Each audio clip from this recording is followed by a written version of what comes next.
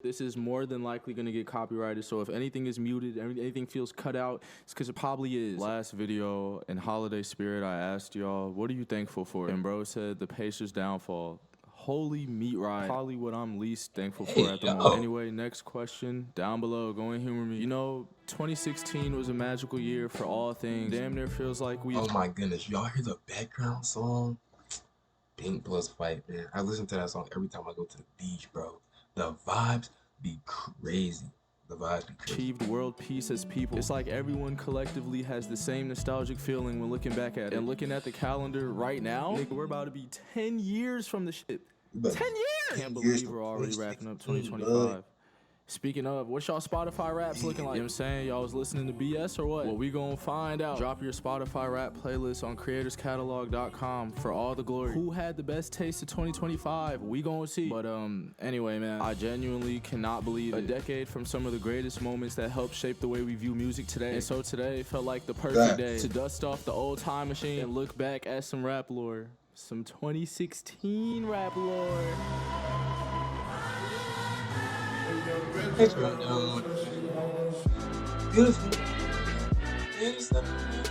It's been 3 years since Kanye West dropped Yeezus, and he's looking to continue his historic run. Every album he's dropped since going from producer to rapper has been a critically acclaimed banger. #1 album after #1 album, Grammy after Grammy. Before Kanye started, you know, saying a lot of out of the box things, music was insane, bro. I can merch that.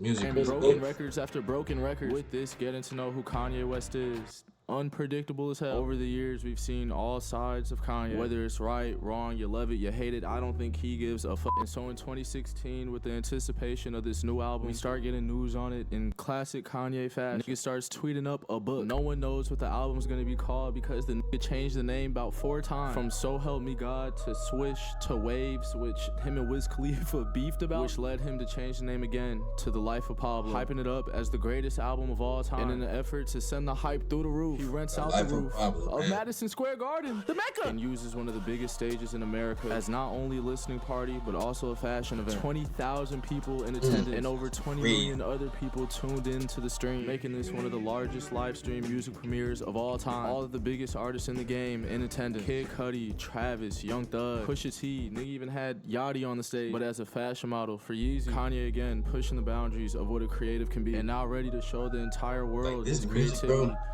Like, bro, back like this time, 2015 to like 2018, the creativity in music was just insane, bro. It was just insane, dog. I don't know. I can't even really explain it. That joint was just different. Feel me? Through a fucking laptop.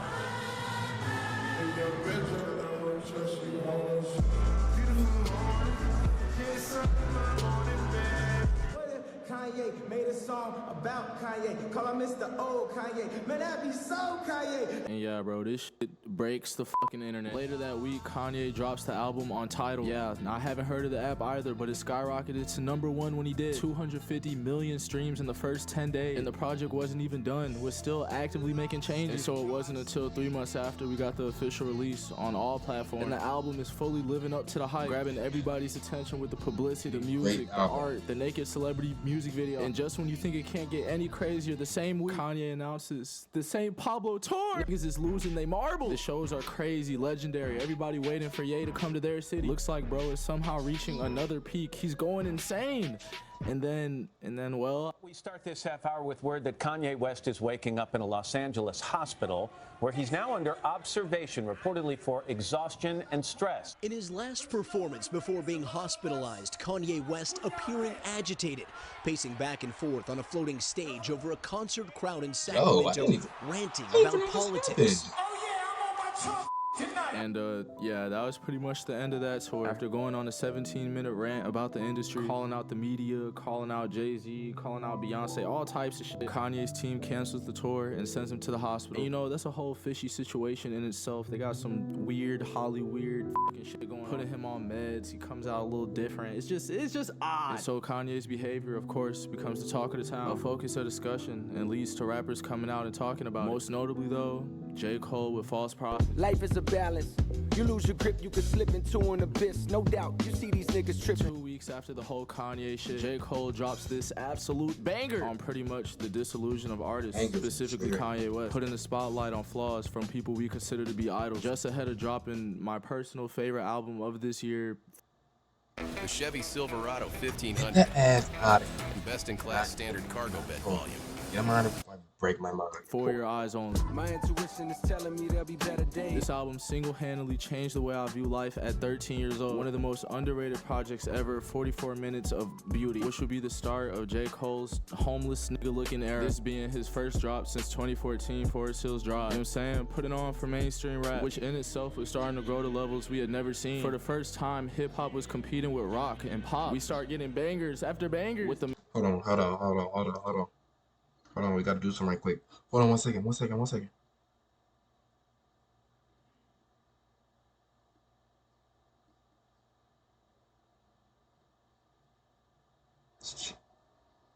was an album? Let me add that. That's crazy. I didn't even realize that was an album. No, that's mad. That's OC. Mainstream, dominating the air. I get those goosebumps every time.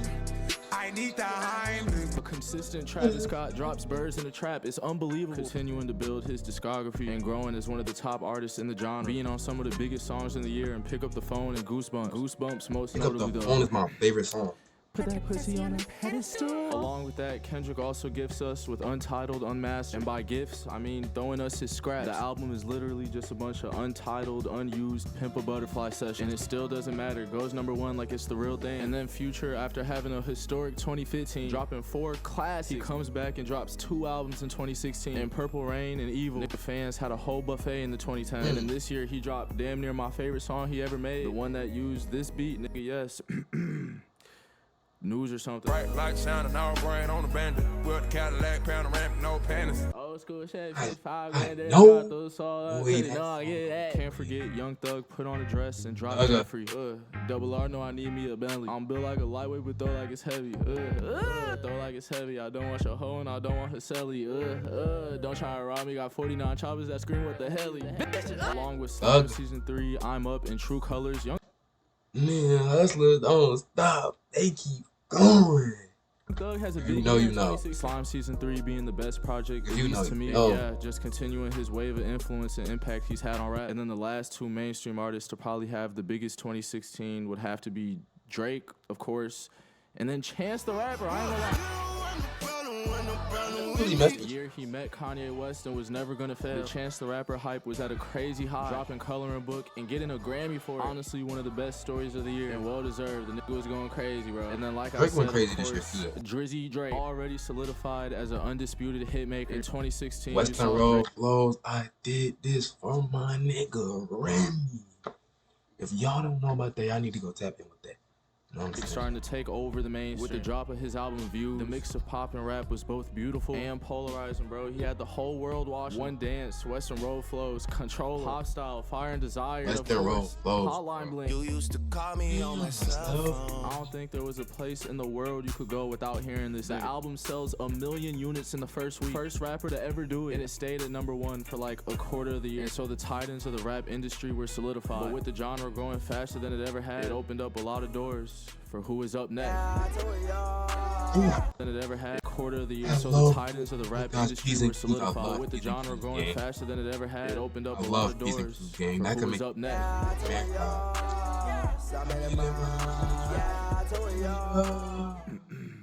By this point in time, the influence of all the artists I mentioned before and then some officially hit who is up and coming. And so we saw a brand new wave of music. The people who grew up on 808s and Heartbreak, Barter 6, Carter 3, DST, Man on the Moon, finally did shit. They were all heading to the studio, giving birth to a brand new sound, starting a brand new evolution of music. One that had the younger generation going cool, because we didn't have to pay, we didn't have to wait for shit. It was all on SoundCloud. Ah, yes, the SoundCloud era. From 2016 to 2018, easily the best place for new music. Streams were seeing numbers we had never seen on the internet before. I mean, there had been artists to blow up from SoundCloud, but it went went Miller. from a couple to like an era of niggas. In 3 years, they went from 15 million users to 150 million users. You might be wondering, what was the appeal? Why did niggas like SoundCloud so much? Well, I got 5 words for you. We were young and dumb as shit. I feel like it was just so carefree and different. You're saying just like anything new, had a whole new look, whole new style. And something about the way these guys were moving and making music. Color dreads and face tats everywhere. Honestly, if you had this shit, you were probably guaranteed a deal. Which labels started throwing out like frisbees once they saw the pull of these artists. Once the industry started backing them, man, the whole world was in tune. Songs became anthems. Underground artists started becoming overground artists. But what would really end up pushing this shit to the next level? XXL and their yearly freshman class selection. Every year, choosing 10 emerging rappers to represent the future of hip hop. Most of these guys are successful. Freestyles. You got G-Herbo letting the entire world know who the fuck is up and coming. Already giving spotlight to some of the biggest names in the game. J. Cole, Kendrick, Future, Dirk, Chance, Meek Mill. It's a ton of niggas, bro. You know what the fuck XXL? But in 2016, we saw what is now known as the most iconic freshman class. Freshman class, like. Keep the poker, I ain't talking about no beans. Project baby. Davies, Anderson .Paak, Lil Dicky, Designer, G-Herbo, Denzel Curry, Kodak Black, 21 Savage, Lil Yachty, and Lil Uzi Vert. Genuinely could not have picked a better class for what was going on. And so in the first cypher, we had Designer, Anderson .Paak, and Lil Dicky. Probably the most unrelated group you could have came up with, but at the same time, made sense. I be running around town in the coupe, got the drop top, hanging on smooth. Designer. Hey, you be frontin' like you want it, you can get it. Got me young boys hanging off the roof. Look, I hopped on the stage. I hopped off the stage and got right on the plane. New crib doesn't got a driveway, still pulling out when I'm fucking by the fireplace. Bitch that I'm with used to fuck around with Gosling. I don't like to think about it, shit is so exhausting. Imagine getting beat by Lil Dicky. Pun intended. And then in the second cypher, we had one of my favorite ciphers of Davies and G-Herbo. And if we're being honest, it's probably my favorite. If you a man, know that men stand up. Like my mother's mom fell, I had to pick grams up. Sports, drugs, and entertainment made me hit Cam up. I'm in Bermuda with a cougar, getting my tan up. Harvard, dropped out of school, ain't take no finals, I was smoking urban. Hopped out the bed with phone and freaking, that's that nigga Herbin. Catch me in home room, sleeping, I was off the serving. I kept a pocket full of things, I knew I was swerving. Police in my city race to stop me on the curb and question me, start making accusations of my character. That's why I carry so much money, nigga. This America. Diamonds shining, chains trying to add my fucking carrots up, nigga. And then lastly, of course, the most iconic of them all, Denzel Curry, 21 Savage, Lil Yachty, Lil Uzi, and Kodak Black. Shit got over 200 million views, which is actually just insane. Legendary. Copyright Vera zooms that. Copyrighted. They copyrighted stuff. That's part of the video. Or here's another choice.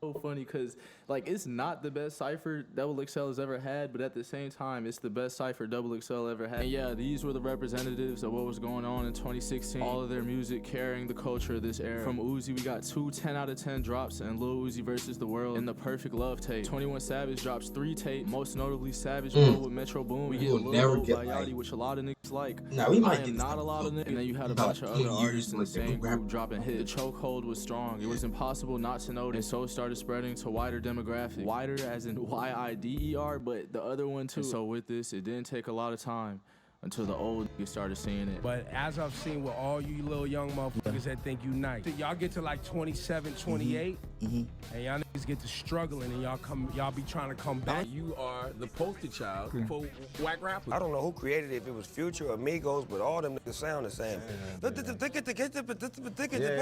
And old heads was hating. Writing was at an all-time high, and so we basically entered a war between the old heads and the young niggas. But if we're keeping it 1,000, it's really just the old heads hating. Couldn't stand, or I guess understand, that rap was going into a genre that included subgenres. So everything outside of their realm of thinking they wanted evaporated immediately. And it's like, bro, who are they really mad at if niggas are listening to it? It's like telling a chef to stop making food that you don't like and you won't eat, but it's not even getting served to you. Yet, this was still a huge topic of discussion. Officially labeling this new generation of rappers as mumble rappers. It was a sin to like a nigga like Jay-Z and Lil Uzi at the same time. And this created probably the biggest division we've ever seen in the rap community. Remember how I said J. Cole dissed Kanye? Shit, he dissed these niggas too. I hate these rappers, especially the immature 8-week rappers. Lil whatever, just another short bus rapper. Hey, but The shit fire though, you know what I'm saying? But I mean, regardless, everybody listening didn't really care. Like, nigga, you gotta think 13, 14, 15, 16 years old, boom bap, this, that is just not getting played over money longer on a bus ride to school. And so this new generation, new era completely took over. It wasn't long until we started seeing collabs between the mainstream and these so-called SoundCloud rappers. The internet was completely changing the way we view music forever. And because of this newness, everything just felt so cultivated. Like, you know how many niggas completely blew up off of one song in this era? That's low key.